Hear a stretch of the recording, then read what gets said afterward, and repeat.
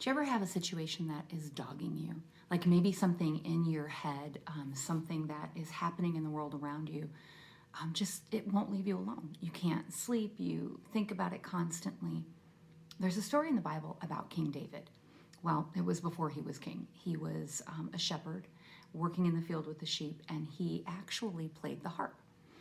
Well, King Saul, he was the king at the time, he was tormented by what the Bible calls an evil spirit, and it wouldn't leave him alone. It dogged him constantly. And so they brought David to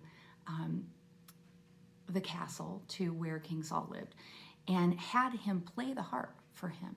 And the Bible says that every time David played, the evil spirit left Saul.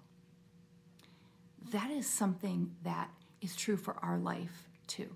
And I know that sounds weird. You're like, yeah, I don't know anyone who plays the harp.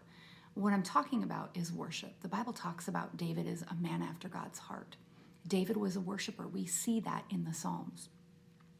David would worship and the enemy would flee. It's like that for us too, you guys. When we worship, the enemy flees. He cannot stay in the presence of God's people who are glorifying him. So when you are troubled, when whether it's in your mind or it's a situation happening in your life, take the time to worship.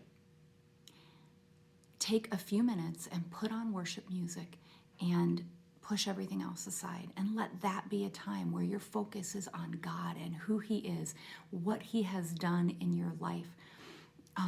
The fact that he's rescued you from hell. Glorify his name above all in those moments. And you will find it to be a place of peace, a place of freedom, a place of rescue. And after, that's when I have found in my life, that's when God gives me clarity and direction about how to handle that situation that is dogging me. So I want to encourage you to worship. Worship is warfare. Worship, worship, worship. And what you use when you worship, like what songs you're using, it's important. It really is.